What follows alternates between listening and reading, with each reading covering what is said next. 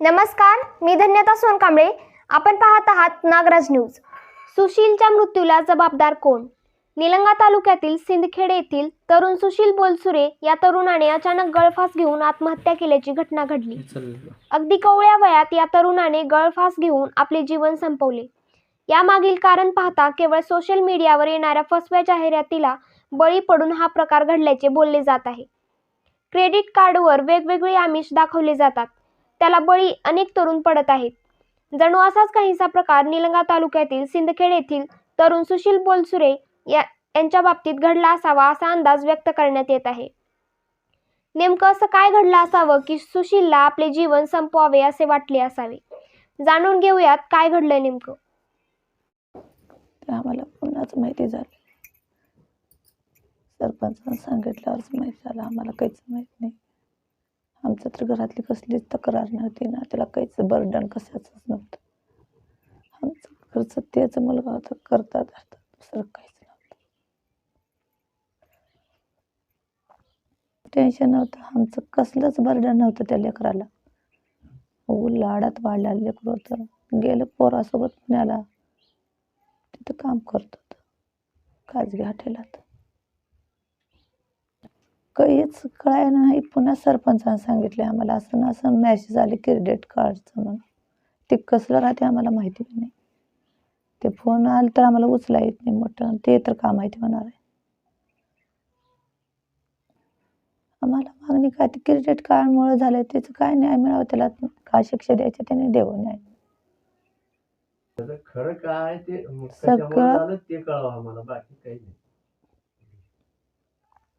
म्हणजे आम्हाला देवा असंच आता आमचं गेलं तर गेलं, दुसऱ्याचं तर जाऊ नये. अपेक्षा आमची एवढीच आहे. आमचं गेलं, आमचं जग बुडालं, घर तर गेलंच. आम्ही त्याच्यावर तर होतो. माझ्या लेकरा झालं तर झालं, पण दुसऱ्याच्या लेकराला होणे असा अपघात बर्डन टाकल्यामुळे झालं की प्रेशर आलं त्याच्याला. नुसतं भ्याड लेकरू होतं माझं, कुणालाच काही बोलणार नव्हतं. बाप घरात आलं तर त्यानं बाहेर राहत होतं, आणि बाहेर असलं तर घरात राहत होतं. एवढं भेट होतं लेकरू. 10 वर्ष झाले आता. कधी काय अशी चर्चा झाली होती? कसली चर्चा नाही, त्यानं खुल्या मनानंच राहत होतं. तेच आता भाग पाडलं म्हणजे तेच झालं की आता क्रेडिट कार्डचं ते फोन आल्यामुळं तेच झाले. त्यानं पुण्याला निघालता त्या दिवशी म्हणून आत्महत्या करण्यास भाग पाडण्यात आलेला आहे. काय विषय होता नेमका? विषय काहीच नाही. हा आता आम्हाला काही माहीत नाही त्याच्यातली. ते का करते पोलीस स्टेशन, ते त्यांचं मोबाईल, ते क्रेडिट कार्ड कोण चौकशी व्हावी.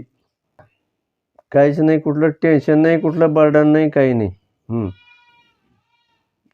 कशाचीच हे नव्हतं. मग त्यांनी आत्महत्या का केली? तेच तर बघायचे की आपणाला. क्रेडिट कार्डामुळं ते भरा पैसे लगेच, हे मेला का मुलगा, खरा आहे का खोटा आहे. कालच फोन केला तो सकाळीच, कसं त्याचा हे पाठवा म्हणाले तिथं. मग आता का करावं म्हणून ते उतरावून घ्यायचं होतं, तर लगेच पोलीस स्टेशनला कळवायचं, PM करा म्हणून सांगितलं. मला बी कळतंय की कशामुळं झालंय का नाही. कोणी तगादा लावला होता? पैसे भरा म्हणून कोणी तगादा लावला होता? तगादा आता ते बँकेचंच ना. काय म्हणून? आता काय म्हणून, आता मला काय माहिती. सरपंचाला गावच्या फोन आला होता. सरपंचाने त्याला बोलले, त्यानं म्हटलं गावात आता दोस्ता मैत्रात माझी किंमत राहत नाही, म्हणून त्यानं मायबापाला का सांगावं म्हणून असं केलेलं आहे. बरं, सरपंचाचा नंबर बँकेकडे होता का? असं काही चर्चा झाली होती का कधी? नाही. त्याला अचानक तिकडून आला असेल, गावचे कोण आहे नेमका म्हणून त्यांना लावले असतील. त्याला बोललाय. आता तुमची मागणी काय नेमकी? माझी मागणी काही नाही, त्याचं काय आहे ते कशामुळं झालं काय नाही एवढं कळावं. कशामुळं झालं का नाही ते. सरकारकडून तुम्हाला काही मागणी आहे का? सरकारकडून काय आता त्याचे ते झालंय कसं क्रेडिट कार्डामुळं ते माझ्याकडून काही कोणाचं माझ्या लेकरानं नुकसान कोणाची लोकाची केलं असलं त्याची मी भरपाई करतो आणि दुसऱ्यांनी चुका करून माझ्या लेकराला काही धोका बिका झालेला असला तर ते बघून घ्यायचं. त्यामुळं झालंय ते कशामुळं झालंय काय ते आणि दुसऱ्यामुळं बी झालं तर बी काय 1 लाखासाठी माझा मुलगा मरत नाही. दबाव वाटलंय 1-2 लाखासाठी कशाला मरतय. तेवढ्या पैशासाठी केलंच नाही त्यानं. पैशासाठी जर केलं नसेल तर मग नेमकं काय कारण असू शकेल? तुम्हाला कुणावर शंका आहे? शंका कुणावर नाही. आमचे कोण दुश्मन नाहीत, कोण नाही कुठं. आम्हाला 7 तारखेला 7:30 वाजता माहिती मिळाली. त्या टायमाला आम्ही ज्या ठिकाणी काही घटना घडल्या त्या ठिकाणी सुशील बोलसुरे गळफास घेतली म्हणून समजलं. त्या टायमाला आम्ही तिथं घटनास्थळी गेलो नंतर बघितलं तिच्या खिशात मोबाईल वगैरे होतं. त्यानंतर आम्ही पोलीस स्टेशनला कळविलं. मग पोलीस स्टेशनला कळल्यानंतर आम्ही म्हणले तर या खबर दिल्यानंतर आम्ही हे केलं. पुन्हा म्हणले की असं नोटीस आलेली आहे मोबाईलमध्ये आणि ते पैसे भरा म्हणते माणूस बँकेचं क्रेडिट कार्डवालं. त्याच्या विषयानं आम्ही पुन्हा गुन्हा दाखल केल्यानंतर आम्ही परत गावाकडे आलो. मग ती बॉडी घेऊन आम्ही निलंगा जिल्हा रुग्णालय येथे आलो. नंतर मग आम्ही रीतसर फिरायला दिली. त्यानुसार रीतसर पोस्टमॉर्टम करून आम्ही गावाकडे आणून मौता केली.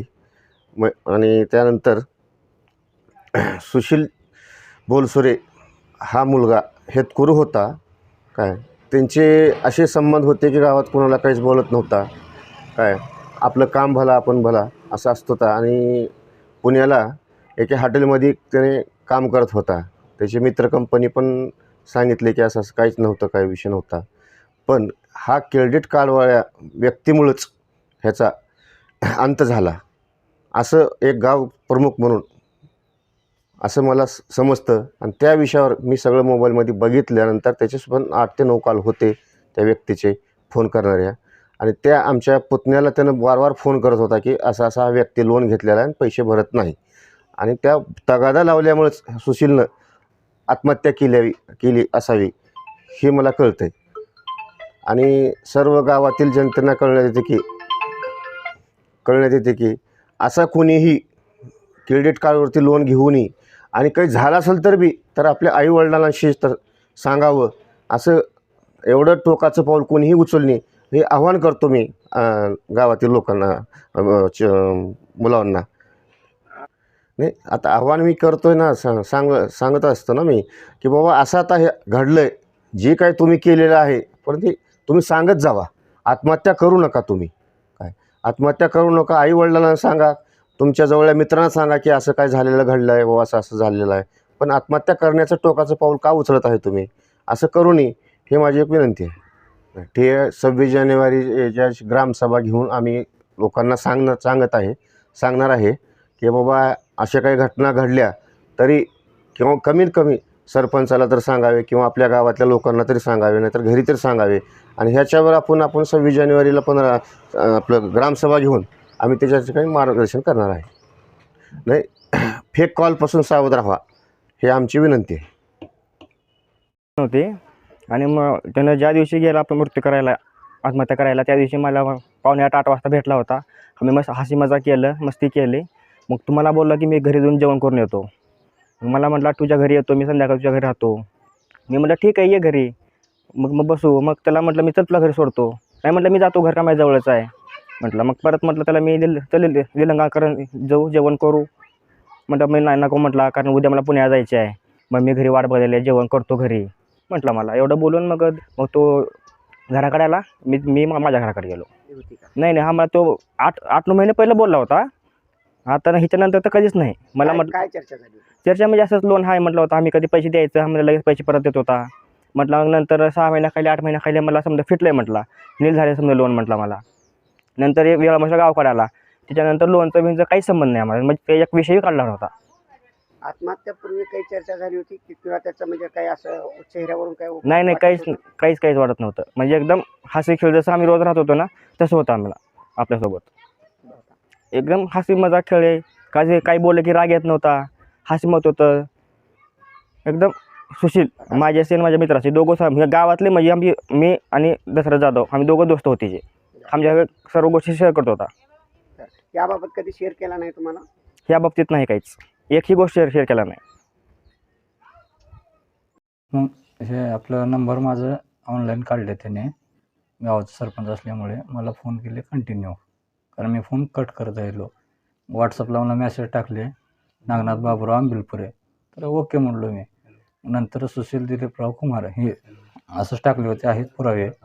नंतर म्हणले ना असं आमच्याकडून लोन घेतले आहेत, परत करत नाहीत, नंबर द्या वडिलाचं. म्हटल्यानंतर मी म्हटलं वडिलाचा नंबर माझ्याकडे नाही. सुशीलला बोलतो गेल्यानंतर गावी सांगितलं एवढं. अच्छा, बरं बँकवाल्यांनी तुम्हाला काय काय विचारलं प्रश्न? बँकवाल्यांनी काहीच बोलले नाहीत मला. SBIचं क्रेडिट कार्ड जे आहे त्याच्या संदर्भात बोलले ते. काय काय बोलले? नंबरच मागत होते वडिलाचं, त्यांच्या वडिलाचा नंबर नाही म्हणून सांगितलं त्यांना. मग तुम्हाला कसं कळलं की ते क्रेडिट कार्डचा फोन होता? नाही सर, मला व्हॉट्सअप केले ना त्याने, सुशीलचं कॉन्टॅक्ट पाहिजे सुशीलच्या वडिलाचं असं म्हटल्यानंतर मी डायरेक्ट सुशीलला फोन करण्यासाठी मित्राला फोन केला, आमच्या एक सोम जाधवकडून नंबर घेतला होता. मग तुम्ही सुशीलची चर्चा केली होती का या संदर्भात? नाही, चर्चा नाही झाली. म्हणजे ज्या बँकेचं क्रेडिट कार्डचं लोन होतं, ज्या बँकेने तुम्हाला कॉन्टॅक्ट केला त्याचा संदर्भ देऊन सुशीलची तुमची काही चर्चा झाली होती का? सुशीलला मी फक्त फोन केला 2 वेळेस, त्यांनी रिसिव्ह नाही केला. नंतर रिटर्न मला फोन केला. मी म्हटलं की फोन कसं काय उचलत नाही? ते म्हटलं नाही, लेकरा पैसे होतं मोबाईल घरी. म्हटला एवढं बोलणं झालं. मी म्हटलं आणि असंच फोन आला होता क्रेडिट कार्डवाल्याचं. तर सुशील म्हटलं नाही बरोबर आहे, फोन मला पण येतं कंटिन्यू. बोललं एवढंच. या व्यतिरिक्त काही दुसरं कुठलं देणं वगैरे काही नाही होतं नाही असं काही चर्चा नाही झाली? नाही चर्चा काहीच नाही. फक्त क्रेडिट कार्डवाल्याचंच होतं त्याला तकलीफ. किती लोन होतं असं काही सांगितलं नाही, होतं का नाही सुशीलने किंवा बँकवाल्यांनी? नाही सांगितले. ज्यावेळेस त्याची डेट झाली सुशीलची त्यावेळेस आम्ही गावकऱ्यांनी फोन केला आणि असं असं सर झालेलं आहे. नाही नाही तुम झूठ बोल रहे, मैं तो कल ही बात की सुशीलच्या ऐसा बोल रहा था. ज्यांनी तुम्हाला फोन केला होता त्यांनी काय तो त्यांचं परिचय, नाव कुठून बोलताय असं काही नाव सांगितलं सर्व होतं? सांगितले, डिटेल्स रेकॉर्डिंगमध्ये आहेत आपल्याकडे. पुन्हा त्यांचं लोन ॲग्रीमेंटचं पण घेतलं आपण व्हॉट्सअपला. किती लोन होतं असं काही सांगितलं गेलं? नाही, फोनवरती बोललं नाही, फक्त लोन ॲग्रीमेंट ज्यावेळेस डेट झाली सुशीलची त्यावेळेस 1,27,000 काहीतरी वरी चिल्लर आहेत, 300 काहीतरी आहेत वाटतं.